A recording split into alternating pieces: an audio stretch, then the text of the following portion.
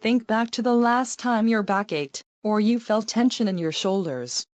What kind of emotional state were you in at the time? If you can't remember or didn't even notice, don't worry. According to certain schools of thought, the location of your physical pain may actually be a clue as to the emotions you're experiencing.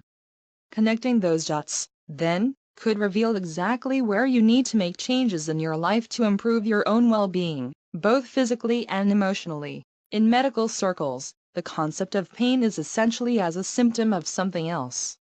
Defining it beyond that is challenging, however, because it's inherently subjective. Nevertheless, the most commonly used definition is the one provided by the International Association for the Study of Pain, which reads, "An unpleasant sensory and emotional experience associated with actual or potential tissue damage." Indeed, pain isn't just a physical experience, but an emotional one too. And those two areas are connected in more ways than you might think. After all, common turns of phrase such as pain in the neck, or sick to my stomach must have come from somewhere. Both of those describe emotional reactions using physical comparisons. Well, researchers believe it's all to do with a concept called psychogenic pain. In basic terms, that means physical symptoms of pain with a root emotional, mental or behavioral cause.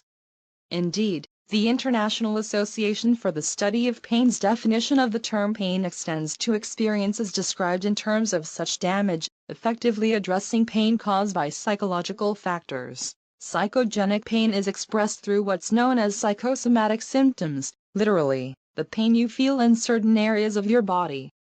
The origins of this school of thought can be traced back to 1924, and the Austrian physicist Wilhelm Stekel.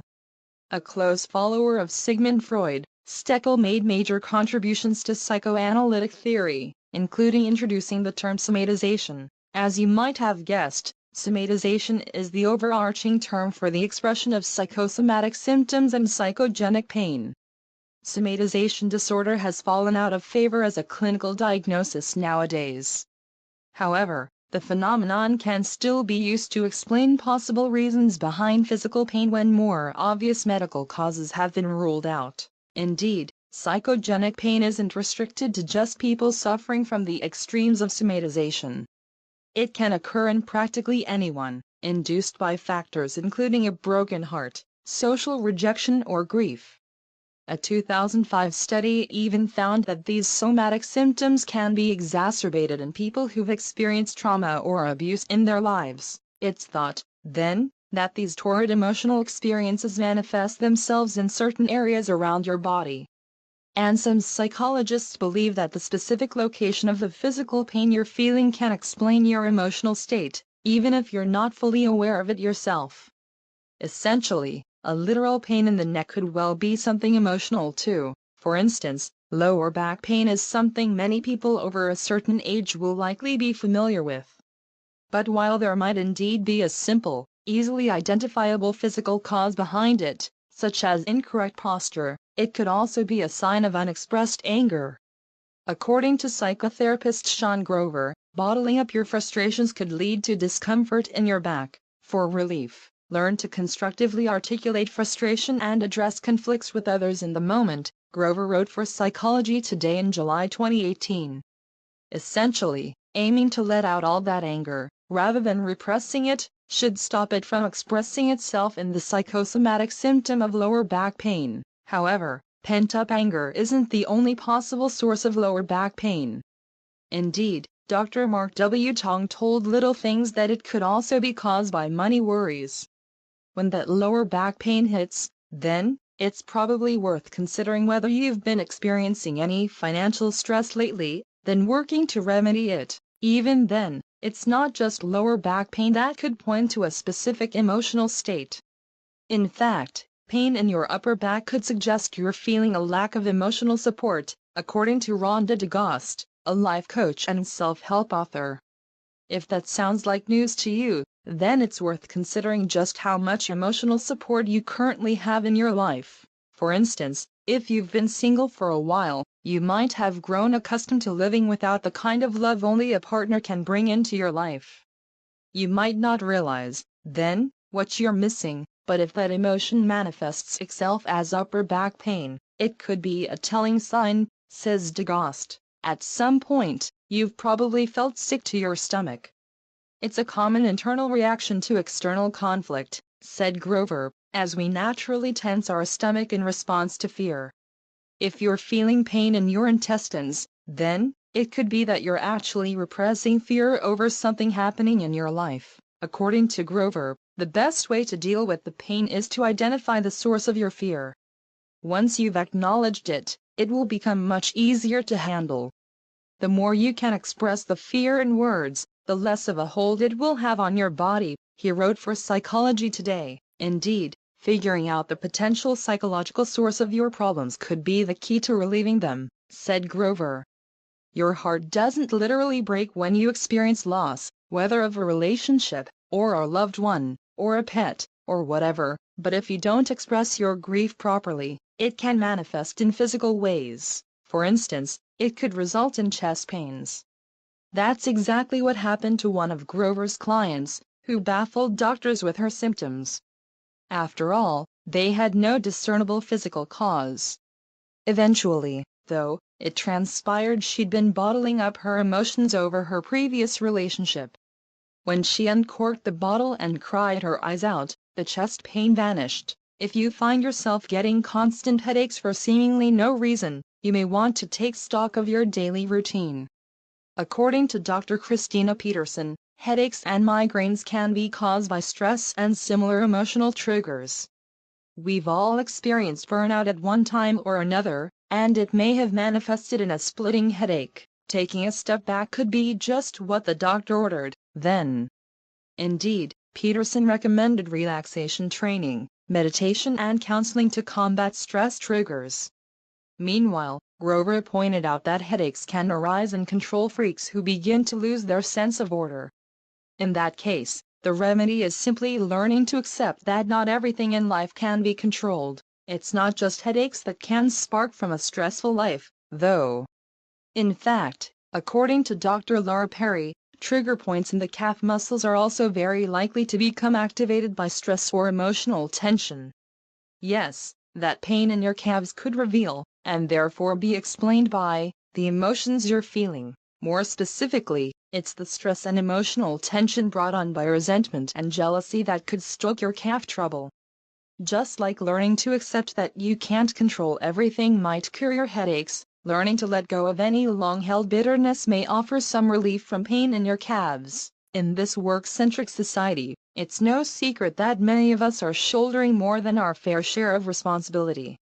And according to professional kinesiologist Ross Kitson, that could result in actual shoulder pain, as our shoulders are where we carry our burdens.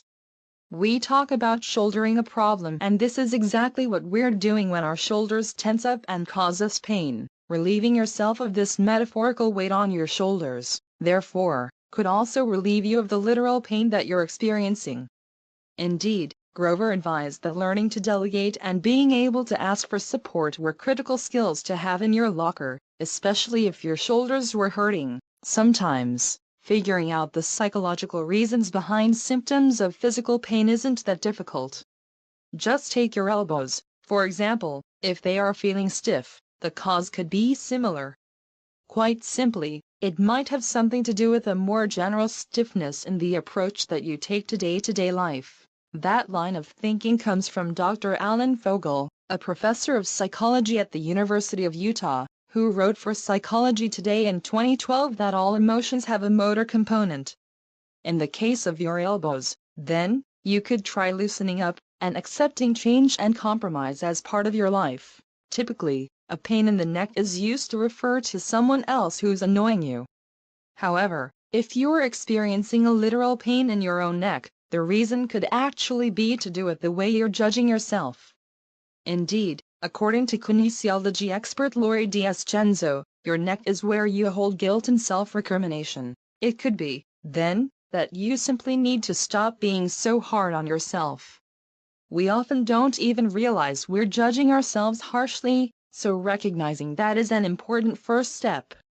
Moreover, if you're feeling guilty over the way you've treated someone else, then finding forgiveness from them could also help relieve your neck pain. On the other hand, though, thinking too much of yourself could also lead to physical symptoms in other areas, namely, your knees, according to acupuncturist Lawrence Michel. Briefly, knee problems may be said to indicate being stuck in the ego, too proud to bend. He told Little Things. If you are experiencing chronic, otherwise unexplainable knee pain, then you might want to give yourself a reality check. After all, if Michelle is correct, then climbing down from your ego and reining in the urge to boast about your achievements could go a long way to alleviating your symptoms. It's hard to feel joy when you're in pain, but according to clinical psychologist Dr. Adeobi Anyaji, the two are inextricably linked. When one is depressed, they often have negative self-talk that contributes to bodily discomfort and exacerbates already present physical conditions. She told Little Things. Cutting down on negativity and bringing a little more joy into your life, then, could be the key to curing certain physical ailments that have no other valid cause, such as chronic foot pain. Of course, it's not as easy as flipping a switch and becoming more optimistic. But taking time to enjoy the little things in life could be all you need to make a change. What's more, bringing that joy into your life directly by means of pleasure could cut out any lingering ankle pain. After all, as author Jill Douglas and self-help guru Kathy Hadley agree, ankles represent the ability to receive pleasure. If they're hurting, chances are, you're not getting enough pleasure in life. Fortunately, the answer to this particular bit of physical pain is, well, a pleasurable one. Indeed, you simply need to take a little more time to indulge yourself, whether that's through the food you eat, the people you surround yourself with, or the activities you do.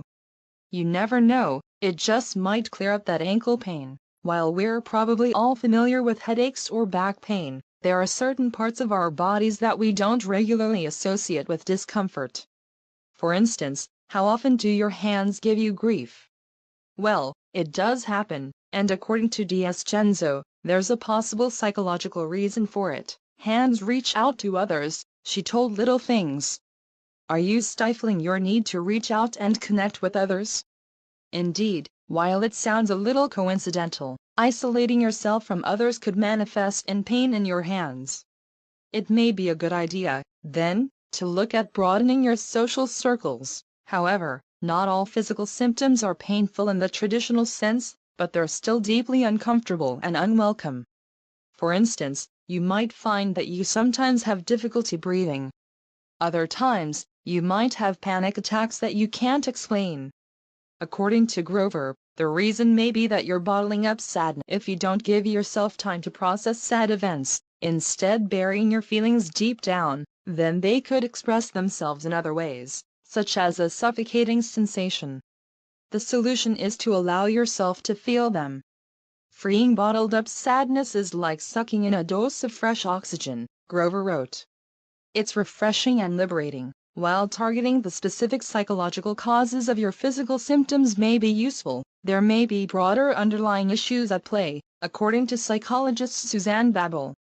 Writing for Psychology Today in 2010, Babel said, one might develop psychosomatic symptoms or stress-related symptoms because of unresolved emotional issues. The solution, wrote Babel, is a combination of psychotherapy and physical therapy.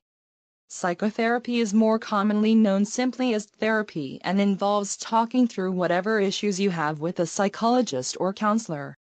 According to Babel, this strategy is the most logical pain management option for stress and chronic pain relief. While psychogenic pain isn't a concept the entire scientific community subscribes to, it may be worth keeping it in mind the next time you feel pain. After all, those random headaches may not be so random after all but a sign of your current emotional state. And with that knowledge, you may then be able to do something about it.